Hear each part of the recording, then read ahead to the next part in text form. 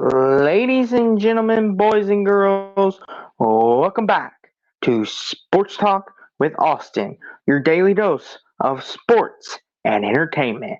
And today on the show, it is officially week 5 of the 2023 college football season. And today we are going to be previewing and giving some predictions who I think could maybe shock the world and pull off some upsets, who could maybe insert their dominance in their conferences. I mean, can you believe it? It's already 5 weeks deep into the season. But without further ado, let's get right into it. And let's start with a very good Friday night game. Number 10 Utah at number 19 Oregon State Friday night in Weaver Stadium. This is going to be a very interesting game. You know, you got the tale of two teams. You got Utah coming off a very tough, gutsy home win in Rice Eccles against UCLA. You got Oregon State, who got beat down on the road and at Wazoo. You know, they're coming back home off a loss. You know, a lot of questions surrounding this game. Is Cam Rising healthy? Is he going to play this week? Is he healthy? You know, what's the status of him? And, you know, can DJ and Oregon State get things back together? Well, I think in this game, you know, we're going to find that out. But in this game here, I think it's going to be a very low scoring, defensive type game. I think you're not going to see very many points on the board. I could see this being coming down to whose defense gets a stop first, whose defense makes the stop first, or whose offense makes the final play. But I feel like Utah, their defense has been in midseason form all year. I feel like Oregon State, you know, this is at home. They're going to have the great crowd behind them. But I feel like Utah, if Cam Rising is healthy, it'll help them win this game more easily. But I think that defense for the Utes is tough, and I think they're going to be able to grind their way to a win. I got Utah winning this game 16-10. I think the Utes pull out a tough grinding win in Weaver Stadium. It's going to be loud, packed Friday night. You know, can Oregon State bounce back? I think it's going to be really interesting to find that out. But I think, honestly, I think Utah's defense is going to make one more play than Oregon State's defense will, and they're going to come out of this thing with a W. Utah gets the dub on the road and keeps it going. Now, on to our next game, another Friday night game at 10:15. Cincinnati at the BYU Cougars. Now, this is very interesting. Cincinnati at 1-3, BYU at 3-1. Both teams come in, you know, with two different sides of it. Cincinnati coming in with, you know, off of a 13-point loss to Oklahoma on Saturday at home. And, you know, the week before they lost to Miami of Ohio. And many questions are swirling around that is Scott Satterfield the right guy at Cincinnati? Is he going to be Luke Fickell's successor? You know, can he get Cincinnati to a bowl game? Well, they open up on the road against BYU, who played pretty well against Kansas, but Kansas just too much offense for them to handle. And BYU, you know, they did beat Arkansas in non-con play on the road, you know, so BYU's got a lot of things working for them. Cincinnati, not so much. On the other hand, it's looking like, you know, if you're looking at this from the perspective of, you know, Cincinnati really needs this game if they want a chance to save their season in a way, because going 1-4 and 0-2 in Big 12 play is really going to hurt Cincinnati. And going 0-2 for BYU is really going to hurt too. But they're 3-1 overall, so there's still a good chance that they can still make a bowl game. They're halfway there. I think in this game, BYU's at home. I feel like BYU is just better than Cincinnati right now. I think Keith Slovis has finally found his rhythm with the Cougars. I think BYU gets a very tough win. I got BYU winning this game 21-13 at home on a Friday night and improved to 4-1 and 1-1 on the season. And it's not looking good for Mr. Satterfield and the Bearcats. Now on to Saturday's slate. Let's start off with number 6 Penn State at Northwestern. And now many people may be asking, why preview this game? Penn State's going to run them over. I don't disagree, but Northwestern made this a little more intriguing. The fact that they came back from 31-10 down to beat Minnesota. And now it brings up the question, could they maybe hang in it with Penn State? Not that they're going to win, but could they hang tough with them?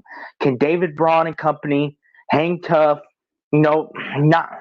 I'm not saying that they're going to beat Penn State, but could they hang tough, maybe keep it closer than the experts think? But Penn State coming off a dominant win against Iowa. Offense, defense, special teams looked very good. James Franklin, this is a very special team he's got here. And I think Penn State, I am picking Penn State to win this game. Yes, but Northwestern, could potentially keep this close for a half, maybe for a half, but I just think at the end Penn State is still too much. I think Drew Auer and company is liable to, win 38-10. It may start out a little sloppy for Penn State just for the fact of it could be raining. It could be, it is in Illinois, because that's where Northwestern is at. It could be a little sloppy to start, but I still think Penn State wins big time, 38-10, maybe even 52-17. I feel like maybe, Northwestern can get a little more credit, but obviously I got Penn State winning. Now on to our next game. This is a really fun one and really good one to talk about. I'm looking forward to this. Number 8 USC at Colorado. And for Colorado, they got blasted 42-6 against Oregon. Me personally, I thought maybe Colorado's offense could keep up with Oregon's offense.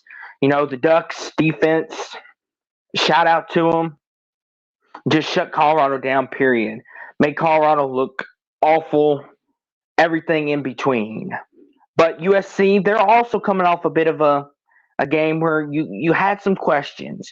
They a 42-28 win over Arizona State on the road. And many people were saying, was that USC possibly their one game that they just had a trap and couldn't get it together? Were they looking ahead to Colorado? And I made the prediction. I said USC wins 41-27, 42-28. I figured that game would kind of be a look ahead / trap, and it kind of was. But as far as this game here is concerned, I think if this was at USC, I think USC would probably do what Oregon did. But since this is at Boulder, I think Colorado's got a really good chance to hang around in this game. But I think USC will win this game. But it's going to be a lot closer because the fact it is in Boulder, the crowd's going to be pumped, rocking. Big noon kickoff is more than likely going to be there. So I'm picking USC to win 38-31. But I just think it's going to be a lot closer than the Oregon game was because that game was in Autzen. I think now we're in Boulder. USC's defense, has obviously USC has more talent all around, but there is a potential for Colorado to hang around in this game because we are at Boulder. And, Caleb Williams has shown a little bit of weakness. Not much, but he's shown a little bit. But I got USC 38-31. I still think they get the job done in Boulder. Now on to this game right here. Number 22, Florida at Kentucky at Kroger Field. Now this matchup is very interesting because you got Florida coming off that great win against Tennessee a couple weeks ago, and they're keeping it rolling against Charlotte. Then you've got, Kentucky, who had Devin Leary transfer in, trying to get more of a passing game going.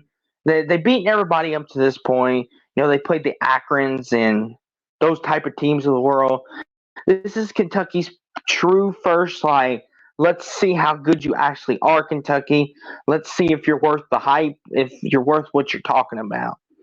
And I think here, Kroger Field, Florida, for the longest time had Kentucky's number. But Kentucky, as of late, has broken that number, so to speak, and it's very interesting. Do I now? This is very interesting because I believe home field advantages do come into play.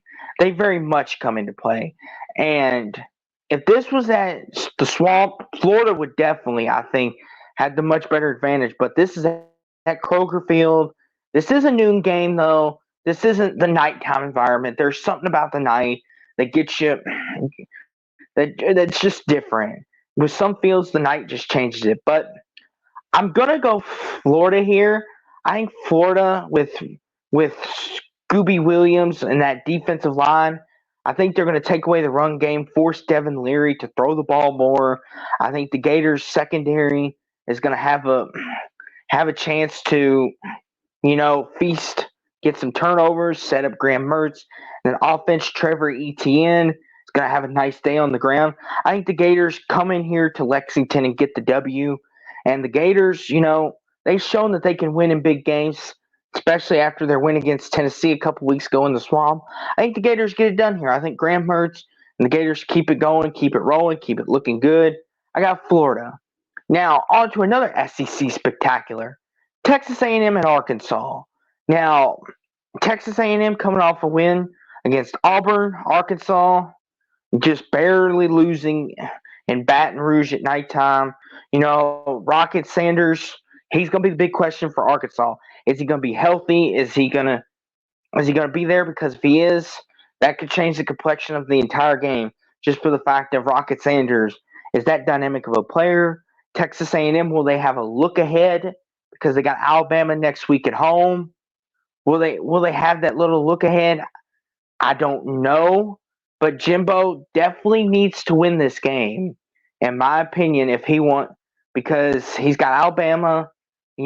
Texas A&M, I think, needs to win this, but Arkansas sits at 2-2. They also need this win really badly as well. I think this is going to be one of those games where it all depends on Rocket Sanders. If he's healthy, Arkansas can definitely win this game. But if Rocket Sanders is not healthy, I think A&M and Connor Weigman and that defense will do just enough to keep KJ Jefferson down long enough. I think Texas A&M is going to win this game with or without Rocket Sanders. But especially if Rocket Sanders is playing, that's definitely a game changer. But I think A&M, I think they're going to get it done.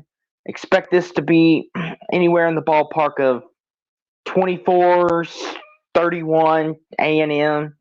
I think the Aggies get it done, though. I think there's no look ahead, and they're ready for Bama. Now, on to the next game. Clemson at Syracuse. Syracuse in the Dome.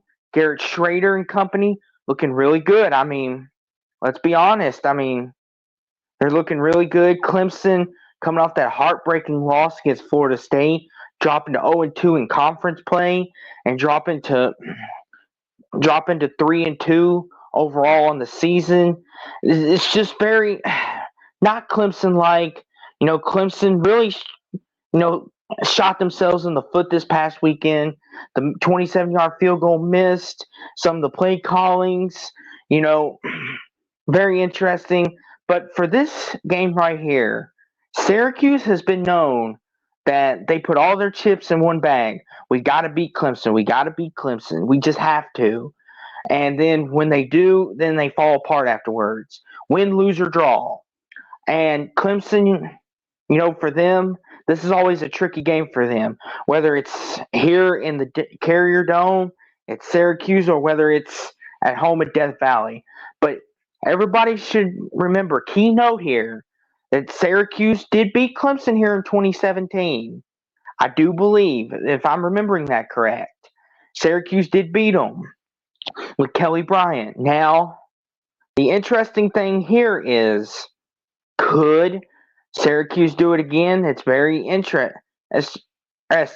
Garrett Schrader, versus Cade Klubnik, that's going to be the key matchup here. And I think, both guys are going to have to use their legs a lot. I think Syracuse, they're going to need to run the ball. But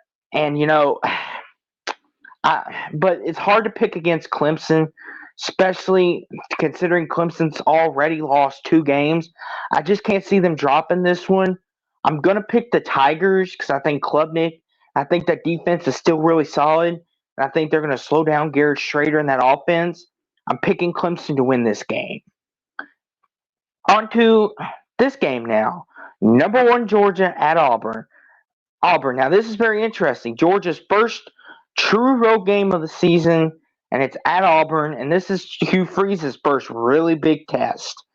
Texas A&M last week, now they get to face the defending back-to-back champs of the SEC and of college football. Can Hugh Freeze do the unthinkable and shock Kirby Smart at home? Well, at Jordan Hare, these two teams have produced classic games. Of course, we all remember the miracle at Jordan Hare. But for this game right here, though, I think Georgia, they have shown vulnerability. They have shown that if you could get to Carson Beck and you can slow down some of that running game, it kind of can hurt the offense just a little bit. South Carolina showed a little bit of that. But I think in this game right here, obviously Auburn, they're a whole new team. Hugh Freeze, flip roster, all that. I think, Auburn, they're at home. I think obviously they're going to be a team that I think a lot of people look at and say, could this team, what Auburn are we getting this day? And I think Auburn's going to play really hard knowing that we're playing the defending national champs. Can we possibly upset them? Could we, do something that no team has ever done in quite a while?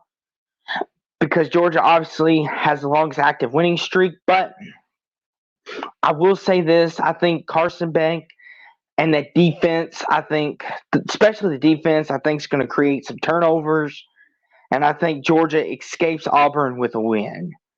Now on to the number 2 team in the country. Number 2, Michigan at Nebraska. Now, this is very interesting considering the way Michigan has played as of late. Michigan, last couple of weeks have had some slow starts. How good are they actually? Michigan obviously is the number 2 team in the country for a reason. Who am I kidding? Or who am I trying to fool? But they're going at Nebraska. Matt Rule, his first big game against the 3 big opponents, Penn State, Ohio State, Michigan. This is his chance to prove, how far along is Nebraska? Has he gotten them to where maybe he could keep this close? Maybe this game won't be out of hand as many people think. I think, if you can get to JJ and slow down this run game, Blake Corum, he's going to get his yards. I don't think you could stop him, but if you could slow him down, you've got a chance to get to McCarthy and cause the Michigan offense to think about it a little bit. But Michigan's defense, arguably is the best in football next to Georgia's, and they're showing why, getting turnovers left and right, stopping teams. And I think Jeff Sims, if he's starting, I think obviously he's shown to be turnover prone. I think Michigan's going to, feed on that. I think they're going to get to him. And I think Michigan off their defense that's going to be plenty in this game. But it is at Nebraska, so maybe there is miracles to happen. But I think Michigan's defense and, the fact that JJ, if he can just not turn the ball over and not take as many hits, I got Michigan winning this game. I think Michigan and Georgia go unscathed, but they've got a couple opponents that could possibly give them a scare. But I got Michigan winning. I think Nebraska, we're a long way away from seeing what they are going to become down the road. Now, on to one of the more fun/interesting games of the weekend. What a Big 12 showdown we have this early in the season. Number 24 Kansas at number 3 Texas. Now this, I think, will be a shootout. I think Jalen Daniels, Quentin Ewers, both Texas and Kansas offenses are humming at the right time. Both teams come in unbeaten, and both offenses have looked pretty good. I mean, And both teams have played some pretty decent competition. Obviously Texas with Alabama, Kansas, what they did to Illinois in their front seven. And Illinois' front seven is nothing to joke about. And they were just able to run through it like a paper shredder. And I think here, this is going to be one of those where I think it's going to be one of those who gets the ball last. Obviously, Texas has a really good defense, and maybe they can provide some pressure and get to Jalen Daniels early. If Ewers can stay consistent, and that's going to be the big key. Can Ewers stay consistent for Texas? For Kansas, can they keep that Texas front seven off of them, off Jalen Daniels? I think Kansas. I think that they'll keep it close, but I think Texas wins ultimately at the end. I think Ewers makes more of the throws and makes their offense is more humming. I think Texas is, out to prove that, hey, we're legit, we're back. This isn't just a, fluke. We're here to stay. But I got Texas winning in a 45-40 kind of game. Now on to a very interesting game. Indiana at Maryland. And by the way, shout out to my great friend, my brother from another mother, Jeffrey from Only Talk Sports. Go check him out. He's a big Indiana, North Carolina, Alabama guy. Great content. Go check him out. Link will be below in the description. Go check him out. Great stuff, great content. Love him to death. Jeffrey, I'm pulling for you in this game, but it's going to be tough. But Indiana, Maryland, I think Indiana, they're a very confusing team. I will say, 1 minute they're taking my team, Louisville, to the goal line. If Tom Allen would call the right play, just push the quarterback in, and then took 4 overtimes to beat Akron 29-27. It's just like, okay, Indiana, are you good? Are you not? Are you in the middle? What are you, Indiana? Help me out here. And then you got Maryland, who's looking explosive. Tua's younger brother, Tulia Tagovailoa, looking like really good. Looking like he's going to give some defenses in the Big Ten some trouble. But Maryland's defense kind of scares me because they've shown that they can get beaten. Especially in that Virginia game a couple weeks ago, they gave up a ton of yards to Virginia, and Virginia's not exactly what you would call a humming offense. This game here, I know it shouldn't be as hard as it is, but I honestly think Indiana, if they can just, because Aaron Casey and that defense is not as bad as people say they are, but I think Maryland will have too much offense. I think Indiana's offense, I think will stall too much in this game. Taven Jackson, he's a really young quarterback. I think he'll make 1 or 2 mistakes that'll cost them the game.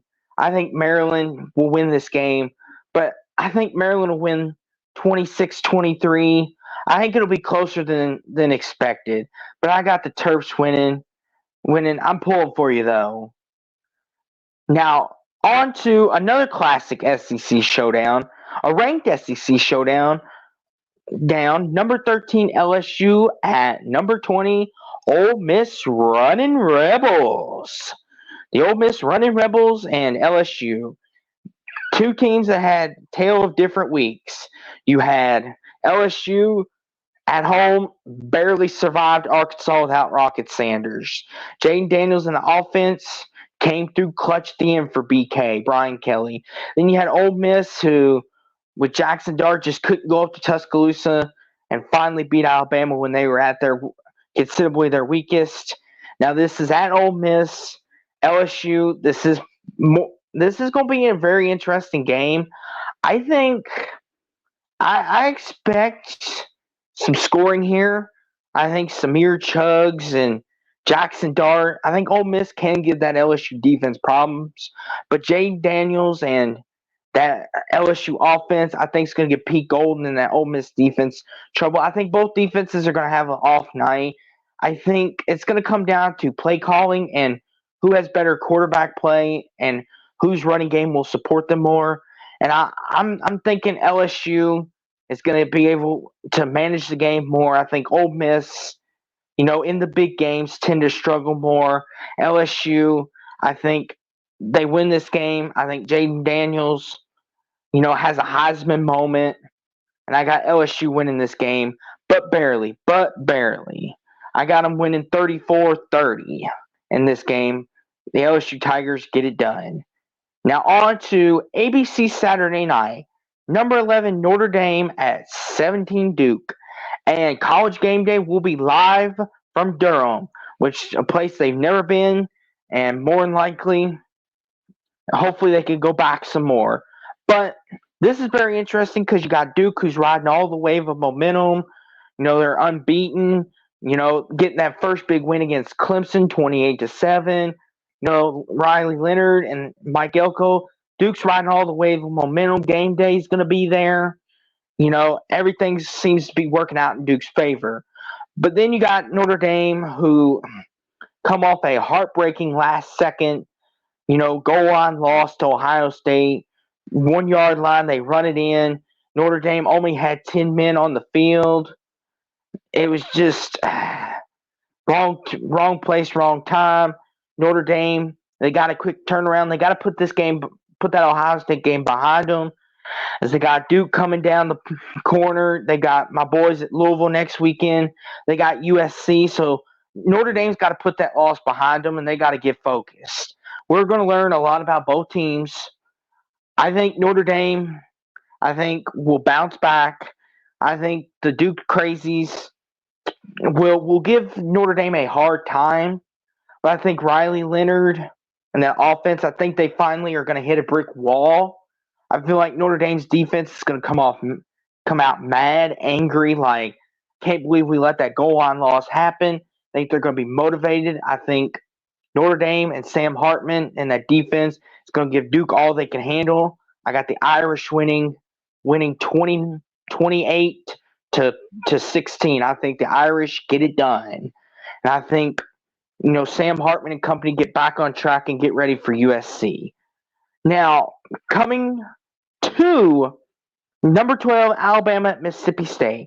Alabama, going up to the cowbell place. Alabama coming off, a great win against Ole Miss. Defense held serve. Jalen Milroe was inserted back as the quarterback. Well, he's going to be the starting quarterback for this game. Will Rogers and company at home. I think in this game here, it's just going to be one of those. It's be rough, tough, just beat them out. And it's once again, it's going to lean on Alabama's defense. Can they keep Will Rogers in check? I think at Mississippi State at night, 9 o'clock, ESPN, I think Alabama is going to have a tough time. I think Mississippi State is going to give them a lot to handle, especially Will Rogers. The one thing I must mention is they are trying to run the ball a little bit more, which seems like it's not working as much.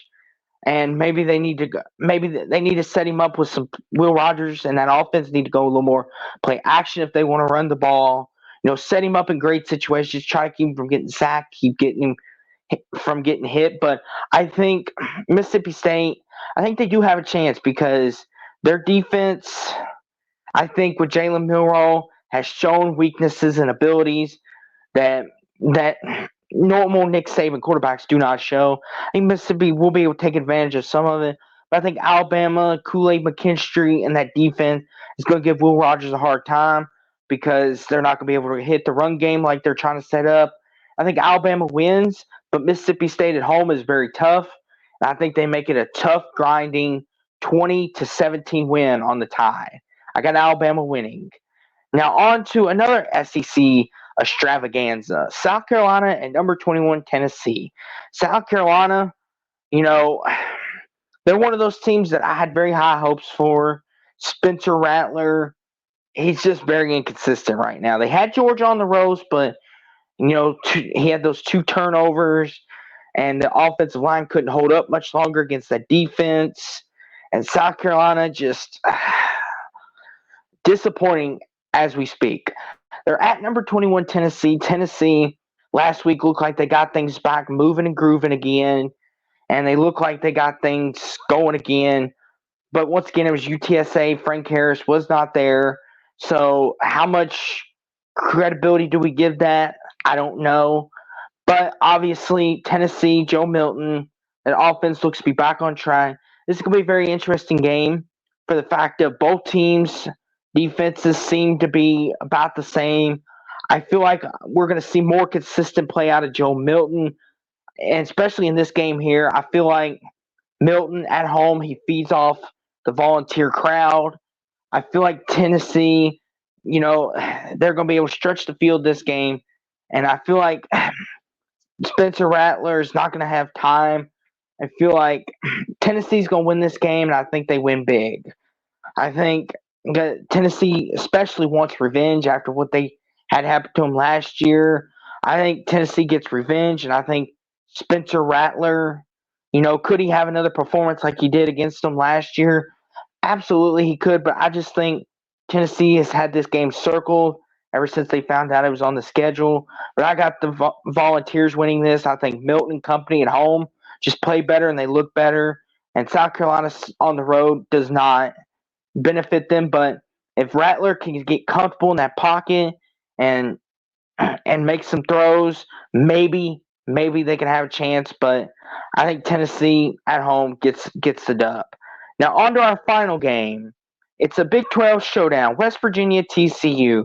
You got Old Country Roads against the Horned Frog Nation, the national runner-ups.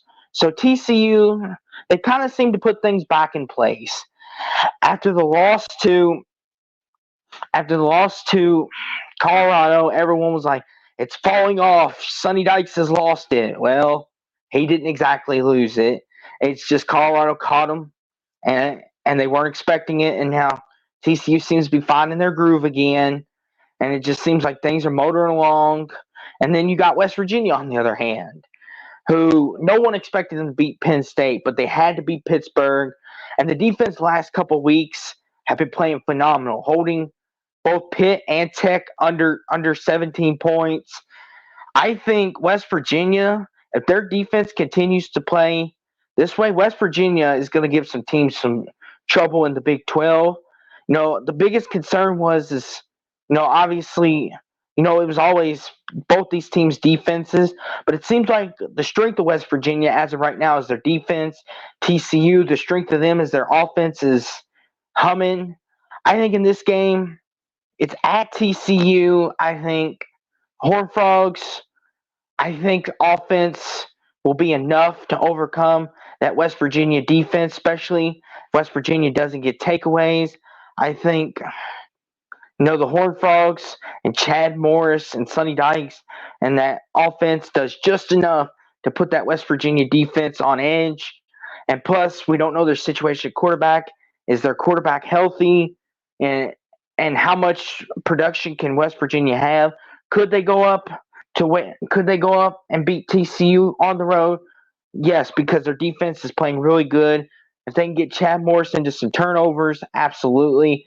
But I think at TCU, I think the Horned Frogs get it done. But that was my Week 5 predictions and preview, ladies and gentlemen. I hope you all enjoyed. Please like, comment, and subscribe to Sports Talk with Austin. Turn on that notification bell so you never miss another great video. And I look forward to the weekend of college football and the things to come. And ladies and gentlemen, boys and girls, college basketball previews and predictions and tier lists are not that far behind. And the NBA is coming up. We got a lot of that great stuff coming. And we got more college football coming. But until then, ladies and gentlemen, I'm out. Peace.